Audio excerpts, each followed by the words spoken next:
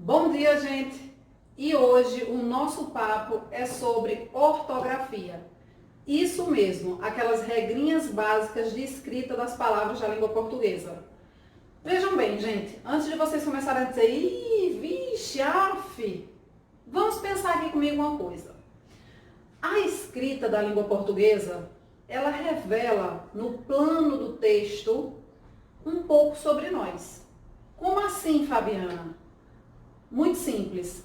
A imagem que as pessoas em determinados contextos sociais fazem de nós vai depender do uso que a gente faça da língua.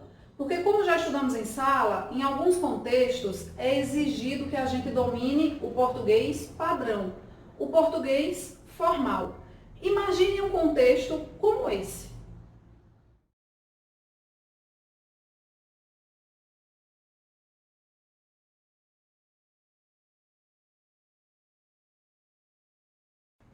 E aí, gente? Duvido muito que vocês contratassem alguém para a empresa de vocês e chegassem na entrevista falando aí, vareia. Por que isso?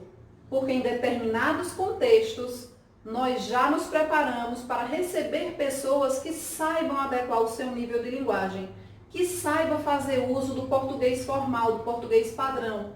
Porque em determinados contextos isso realmente não é negociável. Imagine uma outra situação também engraçada. Se eu tivesse chegado para vocês no primeiro dia de aula e a minha apresentação para vocês fosse assim. Certamente vocês não teriam me dado credibilidade, não é mesmo? Não precisa mentir. Eu sei que quando a gente transita em determinados contextos, é esperado da gente, sim, um determinado nível de uso da linguagem, um determinado nível de uso vocabular, uma adequação da língua portuguesa, do uso da língua portuguesa. Como nós já estudamos em sala anteriormente, não é que exista um problema em se utilizar a linguagem coloquial, a linguagem cotidiana. Inclusive, a gente não pode rotular pessoas que não dominem o padrão e o formal, porque isso incorre em preconceito linguístico. Mas, uma vez que temos acesso à educação formal, uma vez que temos acesso a uma educação de qualidade, nós estamos na escola estudando português justamente para assimilar, para entender e aprender esse padrão. Tanto é assim, gente, que o Enem possui nos seus critérios de correção, vocês sabem muito bem disso, na competência 1. A competência 1 da redação do Enem, ela analisa exclusivamente domínio de norma culta, domínio de norma padrão. E o candidato só aí já ganha 200 pontos. Aliás, pode ganhar até 200 pontos. Da mesma forma que esse candidato pode ser seriamente penalizado se ele incorrer em erros de domínio de norma culta. E só lembrando, quando a gente fala em norma culta, nós estamos nos alinhando à gramática normativa, que já estudamos em sala. Vejam só. Eu acredito que na época vocês não tenham acompanhado essas discussões. Vejam só o rebuliço que causou, há uns 7 anos atrás mais ou menos, o fato de, no Enem, algumas redações terem obtido pontuações medianas, mesmo apresentando alguns problemas, em relação a desvio do tema e atendimento ao padrão ortográfico. Vejam como isso repercutiu na sociedade. Observem essa matéria aí. As provas do Enem geraram polêmica mais uma vez. Redações que incluíram trechos de receita de macarrão instantâneo e de hino de time de futebol pontuaram, alcançaram notas medianas na última edição do exame. Além disso, algumas redações receberam 1000 pontos, a nota máxima, mesmo contendo erros graves de ortografia. O que será que professores de redação e alunos aqui do estado pensam sobre esses episódios? E o que pode mudar na prova, que dá acesso a vagas em universidades públicas e privadas de todo o país? Quem se prepara para o Enem se preocupa. A Europa Ocidental perdeu 99,7% de suas florestas primárias. A Ásia, 94%. Qual a receita para um bom texto? O que é necessário para escrever bem, respeitando as regras gramaticais? Nesta semana, redações de alunos que participaram do Enem foram divulgadas em redes sociais, portais de notícias na internet e abriram a discussão sobre a qualidade do ensino público no Brasil. Nos textos dos alunos foram encontrados erros grosseiros de português, como enxergar escrito com CH, razoável com a letra S ao invés de Z, trouxe com 2 S's, além das palavras saúde, necessário, indivíduos e geográfica, todas escritas sem os acentos. Então, como a gente pode ver, gente, essa questão da exigência por uma ortografia de acordo com o padrão, ela vai além de uma simples exigência do INEP ou da banca de corretores do Enem. Ela parte de uma própria exigência da sociedade que já espera que dentro daquele contexto de produção do Enem, o aluno que tire uma nota boa saiba fazer uso adequado das regras de ortografia de acordo com o português formal, de acordo com o português padrão. Espero que vocês tenham entendido a importância de estudarmos ortografia. O que nós vamos fazer? Nós vamos estudar algumas regrinhas básicas de ortografia e vamos focar nas regras regulares. Se vocês forem observar na tabelinha de normas ortográficas que vocês têm no módulo, vocês vão perceber que lá vocês têm uma série de regras de ortografia. Só que inúmeras dessas regras são consideradas irregulares. O que é isso? Elas não servem, elas não se adequam a todas aquelas ocorrências, a todas as ocasiões. Existem, na verdade, muitas exceções girando em torno daquelas regras. Por isso que elas são chamadas de irregulares. Então, o que acontece? É importante que a gente saiba que existem essas regras irregulares, portanto, vocês têm aí a tabela para consulta, mas não adianta memorizar essas regrinhas. Fabiana, então, como é que a gente faz? Memorização ortográfica. Muito do que a gente sabe, gente, sobre ortografia vem de uma memorização ortográfica que a gente vai acumulando ao longo da nossa vivência enquanto leitor, da nossa vivência enquanto escritor. Tanto é que quando a gente fica em dúvida em relação a alguma palavra, quantas vezes aquele truquezinho de escrever a palavra das 2 maneiras que você está em dúvida não te salvou? Por que isso? Naquele momento que atua é a sua memória ortográfica. É a sua memória fotográfica de como aquela palavra ali é redigida. Então, quando você escreve as 2, o seu olho bate naquela palavra que está escrita em desacordo com a ortografia vigente, e aí você diz, não, essa está errada. Então, o que nos interessa saber bem pontualmente? As regrinhas regulares, porque essas sim não vão mudar, elas vão se adequar a todos os casos. Vejamos. Começando aí pelo fonema Z. O fonema Z, na língua portuguesa, como a gente sabe, ele pode ser representado pela letrinha X. Em alguns casos, a letra X tem som de Z. Em que casos isso vai acontecer? O X, depois da letra E, sempre terá som de Z. A exemplo de exame, exílio, exato. Então, isso é uma regrinha regular. Sempre que o X aparecer depois da letrinha E, ele vai ter som de Z. Um outro fonema que também representa o som, uma outra letra, aliás, desculpem, que também representa o som Z, é a letrinha S, como a gente bem sabe. Em muitas ocasiões, o S representa o som Z. Então, o que acontece aí? Quando é que o S vai apresentar esse sonzinho Z? Quando ele se apresentar entre 2 vogais, essa é uma regrinha bem básica, né? Desde lá o fundamental nos iniciais, a professora já ensinava pra gente. Quando ele apresenta-se aqui, ó, entre 2 vogais, ele sempre vai ter som de Z. Aí sempre nos dava aqueles exemplos de casa. Olha aqui, eu tenho 2 vogais, o S no meio, ele tem som de Z. Então, isso é uma regrinha regular de ortografia. Quando as palavras derivadas de outras que já tem S na sua formação primitiva, então, nessa palavra derivada, o S vai permanecer. Por exemplo, o caso de analisar. Analisar vem de uma palavra primitiva que já é grafada com a letra S. Então, a palavra primitiva já é grafada com S, a sua derivada, logicamente, vai permanecer com S. E um terceiro caso é o caso dos sufixos oso e osa. Nesses casos, as palavras que são formadas por esses sufixos sempre vão ser grafadas com S. Então, nós temos aí, ó, 3 casos, 3 regras regulares em que a letra S representa o som Z na nossa língua. E quando é que a letrinha Z, a própria letra Z vai representar o som Z? Aqui, ó, quando eu tiver verbos derivados de palavras primitivas sem S. Olha como eu tenho uma relação lógica aqui. Quando eu tenho uma palavra derivada de uma primitiva com S, na sua derivada o S permanece. Aqui, pelo contrário, se a minha palavra primitiva não tem S, ou seja, se ela não tem S, ela sem S, a sua derivada vai ser com Z. É como se a gente tivesse aqui, ó, estou em dúvida, memorizar, é com S ou com Z. É como se a gente recorresse à primitiva, deixa eu ver se a primitiva tem S.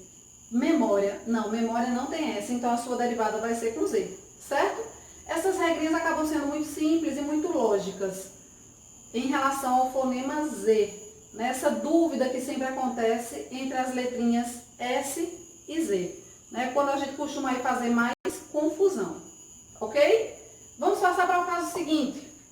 Fonema S agora é aquele caso em que a gente pode grafar com cedilha, com um S só, com SS, com XC, com C, e aí? Gente, nesse caso aqui, é o caso em que nós temos menos regrinhas regulares.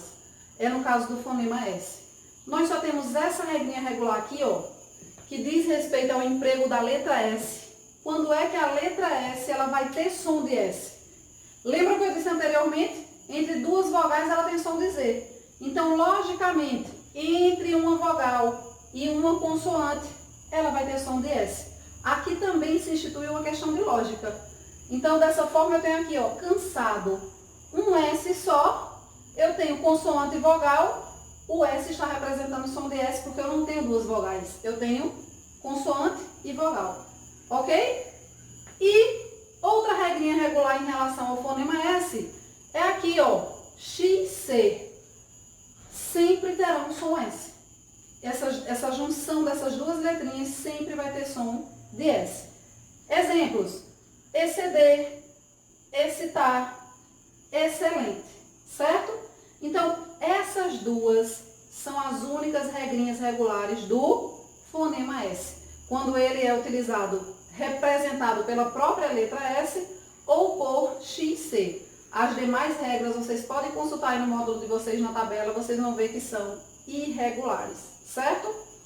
Seguinte, vamos ver aqui o caso agora do fonema X. É aquele fonema que a gente, né, quando fica na dúvida de dizer e agora, é com X ou com CH. Vamos ver como isso acontece. O fonema X, ele vai ser representado pela letrinha X sempre que ele aparecer depois da sílaba me. Mexer, mexerica. Então, foi sílaba me, o fonema X, ele vai representar a própria letra X. Anotem aí só uma pequena diferença, antes da gente passar para o próximo caso. No caso de mecha, referindo-se a cabelo, mecha de cabelo, nós temos uma exceção aqui, tá? Mecha de cabelo é grafado com CH. Português, né, gente? O português é lindo, vocês sabem. Então, olha só. Depois da sílaba em, nós também temos, aqui, ó, quando essa sílaba em aparece no início da palavra, nós também temos o caso em que você deve grafar a palavra com a letrinha X. Então, você já tem aí duas regrinhas, ó. Depois da sílaba me e depois da sílaba em, você sempre vai grafar com X. Exemplo, enxada. Mais uma exceção aqui.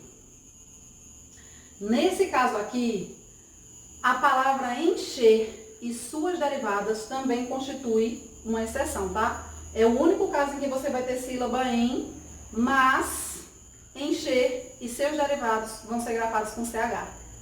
Duas exceçõezinhas apenas, gente. Vamos lá.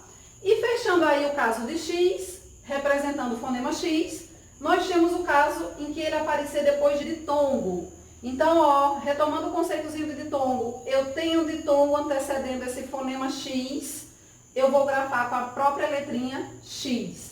Beleza? É os casos aqui, ó, de ameixa, deixa, caixa, ok? E quando é que isso vai acontecer com CH? CH é bem simples. Depois das sílabazinhas, ó, an e in. Desmancha, inchada. E, inclusive, é isso que vai diferenciar o enxada, a ferramenta, do inchada, né, do hematoma, certo? Porque aqui, ó, depois de sílaba in, eu vou grafar com CH. Depois de sílaba in, eu vou grafar com X. Beleza? Vamos para o seguinte. O caso agora do fonema G. Geralmente a gente tem essa duvidazinha também, né? Eita, é com G ou com J? Vamos lá ver os casos aqui. Quando eu vou grafar com G, sempre que as palavras terminarem em agem, igen e ugem, elas são grafadas com G. É o caso de viagem, origem e ferrugem, certo? Então a palavrinha terminou, lembre-se dessa sequência, agem, igen, ugem, eu grafo com G. Um outro caso em que eu vou utilizar a letrinha G para representar o fonema G. Palavras terminadas em, e aqui é fácil, ó, porque eu tenho o alfabeto todinho. Ágil, égil, ígil, ógil, úgil. Todas essas palavrinhas também são grafadas com a própria letrinha G. É o caso, ó, de plágio, colégio, prestígio, relógio, refúgio. Isso aí também é outra regra regular, ok? E o J, Fabiano, onde entra nessa história? Vamos ver aí os casos de J. O caso aqui do J, gente, parece bem com aquele caso lá do S e do Z. Se a palavra primitiva já apresentar S na sua composição, a derivada permanece com S. Se a palavra primitiva não apresenta S, a derivada sim aparece com Z. No caso do J, eu tenho aí uma primeira regra regular. Se a palavra primitiva ela tiver o J na sua composição, a derivada dela consequentemente vai ser escrita com J. Então lembre-se sempre disso, porque isso é sempre uma regra, né? Quando a palavra primitiva ela já apresenta uma determinada letra na sua composição, a sua derivada vai permanecer sendo grafada da mesma maneira, com aquela mesma letrinha, certo? É o caso aqui, ó, de laranja, laranjeira. A palavra primitiva grafada com J, a derivada vai permanecer com J, não teria por que mudar, não teria por que ser diferente. Fechando aí nossos estudos, nós temos o último caso aqui do J. Verbos terminados em jar ou gear, tá? Viajar, gorjear, são aí exemplos de verbos que terminam exatamente com essas terminações.